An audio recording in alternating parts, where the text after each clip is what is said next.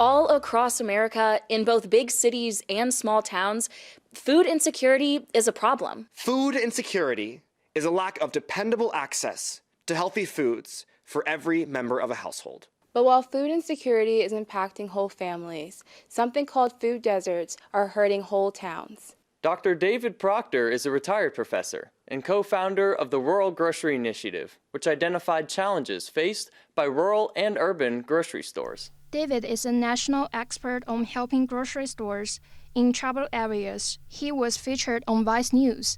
He knows all about food deserts. USDA, the United States Department of Agriculture, defines food deserts, and rural food deserts there's like several criteria. Number one, you are in a census tract where there is high levels of poverty. Over 30% of the folks that live in that census tract live below the poverty line. You are in an area also where there is a lack of access. And USDA defines lack of access in rural areas as greater than 10 miles. So what that means is if you're living in a community where there's no grocery store, no supermarket for at least 10 miles in one direction, and there are high levels of poverty among the folks that are living in that area, then by the government's definition, you're living in a rural food desert. But it's not just about the food, really. It's about the communal table and seeing neighbors. It's about the rights of people living in food deserts to have access to healthy food, because healthy bodies make healthy communities. Because too often, if the grocery stores fail, the towns may be the next to go. David Proctor says there's a direct relationship between healthy foods and healthy towns. When we talk about the problems that communities face that don't have grocery stores, we generally talk about what we call the big three. Number one is nutrition and health. But then there are two others. One is economics. And what you find in rural communities is that small town grocery stores are significant economic drivers in a community. So they're not only one of the major employers once you get past like the public schools. So they're one of the major employers. They're hiring several people, many people. They are paying significant local taxes that help build streets, build sidewalks, put in lighting, support the local parks. And then the third issue of the big three is just a sense of community. What you find in small towns is that grocery stores are often a community center, a community hub. There were people, you walk into these small town grocery stores, oftentimes they have like a table at the front where like just random people come in and eat lunch. Oftentimes these small town grocery stores, they put up artwork from the grade school. So you got kids and grandkids artwork on the walls. Sometimes they have enough space where they'll hold local meetings, Rotary clubs, Kiwanis clubs, knitting clubs, book clubs. So that if you don't have a grocery store, there's also this impact of losing this sense of community. The grocery store owners, their customers, the townspeople who depend on the fresh food, the community as a whole, these are some of the people who have joined the fight to stop the spread of food deserts. We thought you should meet some of them.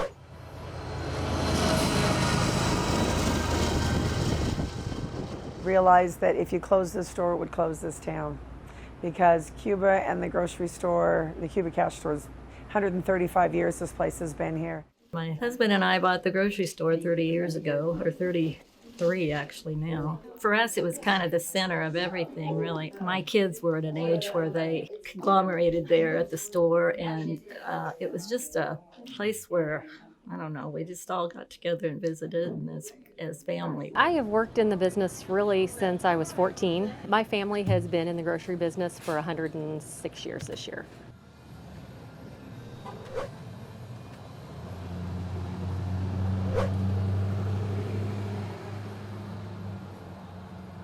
Well, I've been involved with Meals on Wheels. I got involved through the Belleville Lions Club. I do deliver Meals on Wheels. The churches here each take a turn and deliver meals. And our major purpose is that we do the transportation of the food out to the actual people. We have 2 gals that ask people to volunteer to take Meals on Wheels and write their name down, and usually I'm on the list. It just warms your heart to know that you made their day, or you had a 5-minute conversation or a 2-minute conversation with them. Mainly they're shut in, they can't get out, so we might be the only person they see that day. If Meals on Wheels didn't exist, a lot of people in Republic County would go hungry. I'm very proud of this store. I mean, I think for a town this size, I'd challenge you to find a nicer one in the state, or we've got competition out on the hill that we never had. They've been here, Dollar General's been here in like 3 years now, and they, they're very aggressive, and we try to do the best we can. There aren't a lot of vegetable growers in Kansas, so we all know each other.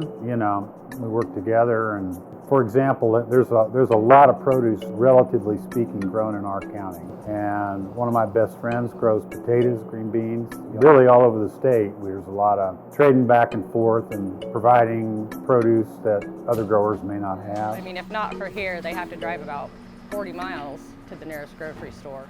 It's very important for the grocery store to be in our town. Fresh vegetables are good for you. It's good to buy local produce to support your local farmers, keep the money in the community. It's good for Kansas agriculture to be diversified. The time we live in now, compared to say 70 years ago, 100 years ago, 150 years ago, there was a lot more diversity than there is now in Kansas agriculture. So the more diversity there is, the more stable agriculture is, and it's win, win, win, win, win, win, win for everybody. It's extremely important. It provides jobs. It provides us a place to get our necessities. Without a local grocery store, you start losing people in the community. It's very vital. So if having a grocery store is so vital in a community, why do U.S. food deserts develop in the first place? David says many factors create that perfect storm. I mean, you've had the rise of Walmart and you've had the rise of Amazon. Increasingly, they are taking market share away from these small town grocery stores. The other thing that's happened, food distribution companies have consolidated, so there are fewer of them. They have less and less desire to drive to these rural areas because it's not as cost effective. Here recently, during the pandemic, we've heard from some of the grocery stores that there is a supply chain issue with food, and what food is available, the bulk of it is going to these large corporations and not getting to the small town grocery stores. There used to be others. I don't remember any of them, but yes, there used to be 3 grocery stores. And this was the first Bogart's store in Jewell.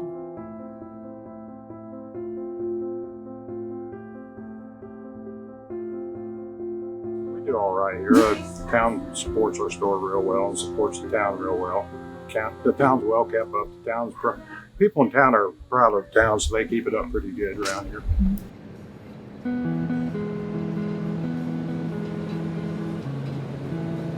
Solomon Valley Transportation came, which was a boon to the community. I wouldn't say anything against that because it provides transportation into other areas for the doctor and to the grocery store. So then people started shopping out of town because they were going out of town, I guess. I tell people, you don't have to buy everything from me. I didn't when I didn't own the store. You know, we have the best meat around, so I've always bought meat. I tried to buy the specials. I tried to buy as much as I could here. And I don't expect people to buy everything, but buy something.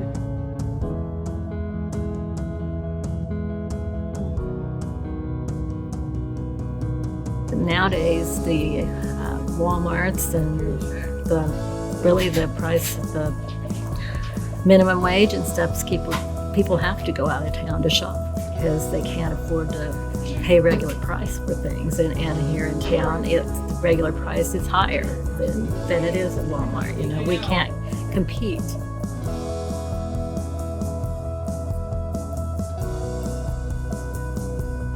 I always got my groceries here. I would rather shop here. It was handy. I knew what was available, and I knew when the truck came in. Yeah, of course. It's hard to compete with them because they can buy in bulk. As far as small town America, they aren't the ones supporting the local school or the local library. I think that they do take a lot away from small town America. These townspeople aren't necessarily starving, but if they don't have access to transportation to get better and healthier food, their bodies are being starved of proper nutrition. So what we find is that in places where there are no grocery stores, folks are, they may be forced at that point to purchase food from dollar stores, convenience stores, or even gas stations. And while all of those places have food, they tend to be what we call nutritionally diminished food. So it tends to be highly processed food. It tends to be, more saltier food.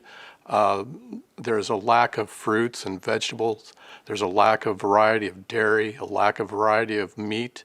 There's also been just a bunch of research that shows that when folks live in food deserts, there are higher incidences of certain kinds of disease and illnesses, such as higher levels of diabetes, higher levels of obesity, higher levels of hypertension.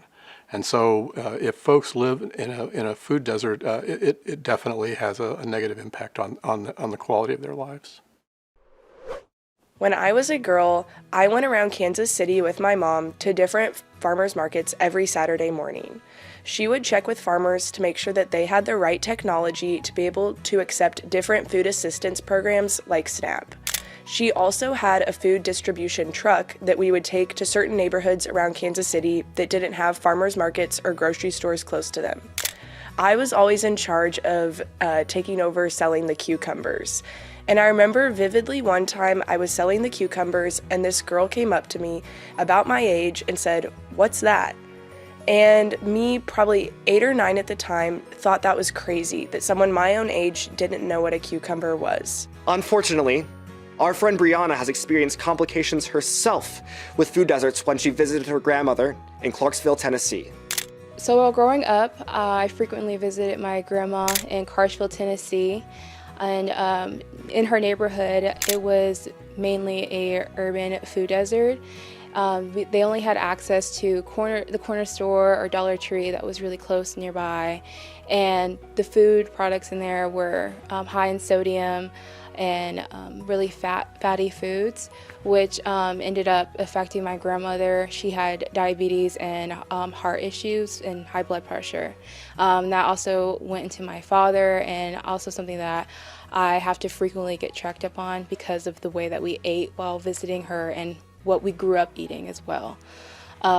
We used to go to get fresh vegetables if we could at the grocery store, but the grocery store, you would have to take a bus or walk a couple miles to get there. To make matters worse, once a grocery store closes in a rural or urban food desert, it takes a long time to find a replacement.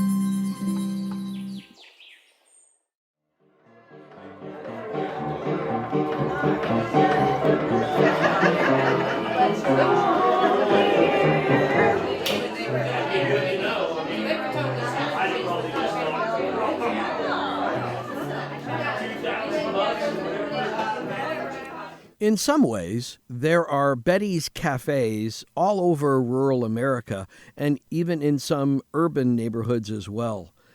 As a kid, the Betty's Cafe that I knew in my small Midwestern town was called Mary's Cupboard, even though there was nobody named Mary, just some guy with a mustache. Later, as an adult, when I was living in a small seaside town in New Jersey, just outside New York City, there was Doris's Diner, or more accurately pronounced locally as Doris's, on the first floor of the building where I worked. Doris did greet each customer by name in her whiskey and cigarettes voice, but what made her happiest was if she didn't actually have to get up from the counter stool to serve us. Instead, Doris preferred that her customers poured their own coffee and even made their own breakfast on the grill while she chatted you up as she smoked. "Do you need any help, darling? The bread is in the fridge. I'm out of rye." No, Doris, I'm good. I'm just making a breakfast sandwich with cheese." "Oh, that's fine, darling. Just leave $2 on the counter when you're done." The diner closed when Doris moved to Florida before I could move back to the Midwest, in my case, Iowa, and nobody ever took her place. Betty of Betty's Cafe is just as irreplaceable in her small town. I have been back here in Cuba for 31 years now, and it's has stayed about the same in those 31 years. One year we didn't have a restaurant, and it wasn't pleasant. But unlike any small-town diner I've ever seen, what truly makes Betty's Cafe special is that Betty herself hosts a potluck every Friday evening where the townsfolk bring meals into her restaurant and they serve each other. Without charge, they eat and they drink a little more. "I'm going to have a beer and a hot mama at 4 o'clock. I hope Betty knows what she means to her community. I think without it, I just think our streets had pulled up, I feel like. In order for a town to hold together, it has to have communal experiences. Sharing food means sharing part of our soul with friends and strangers who won't be strangers for long. And when you're friends with somebody long enough, they become, of course, family. Which means that if a small town is allowed to die, it doesn't just mean empty buildings and streets that are all folded up. It means a giant family has died as well. And so the communion must go on in Betty's cafes all over America. So in the end, it's easier to keep a grocery store open than to have to close one and then open it back up again. The Rural Grocery Initiative mission is to sustain and launch real grocery stores by providing advice for best practices, spending money on infrastructure improvements like state-of-the-art point-of-sale systems, stable internet with digital ordering systems to facilitate online ordering, new refrigeration units to preserve food longer. The Rural Grocery Initiative has even built a new store from the ground up for an unserved urban area. But other than fund nonprofits, what can younger people do to help? For those college students that live in rural areas, I would hope that they would take a little bit of time to go and shop locally, buy at that local rural grocery store. If they're driving back home, stops at some small town, buy groceries. And just be supportive. Talk about the value of these small businesses. And I think they can help that way. We should all be proud that we live in a country that still helps feed the world. However, we can do better at making sure the people that are nourishing us are receiving nutritional food as well. 引导你的孩子走向意义和成就，而不是威望和财富。And with good people doing good work, there's always hope. The trend line in rural communities is not great for rural communities. I go uptown about every day, go get my mail and get whatever groceries I need. And if we play cards, I play cards, and that keeps me going all the time. They continue to age. Well, I'm 72 years old, and roughly I've lived here 72 years. I've served in the military, so that took 2 years out. And then I was in college at McPherson, so that took 4 years. Well, actually, maybe 5. And basically, that may be it. They continue to lose population. Well, instead of the town dying, we're still surviving and growing better. We have to change with time. It will be a challenge for years and years to come. That does not mean that we shouldn't work on it, the Rural Grocery Initiative. It's worth the good fight, and that's what we're going to continue to do. If you could start all over, would you do this again? Today? Yeah, just in general. Probably not. Was this more fun than being on Vice? No. This was fun. This was fun. But the Vice deal was, I mean, it was unbelievable. This guy from New York just calls out of the blue and says, hey, I'm with Vice News. We want to come and interview you. And so they show up. There were 4 of them. They had a director, producer, an interviewer, and 2 camera people. And they interviewed me in my office, and then they took their cameras and we hopped in my Subaru Outback with their cameras in the back seat. And we drove around Kansas, and they're shooting film, or whatever you call it. It's not film, but and it was the most interesting experience I've had. Did your kids think you were really cool for being on Vice? I had to ask them if they had ever heard of Vice, because I did not know what Vice was, and I wanted to know that I was getting into something legitimate, and not like they were gonna like torch me somehow. Well, I hope you didn't feel torched today. No. This is great. This was fun. Terrific. Thank you. Thank you.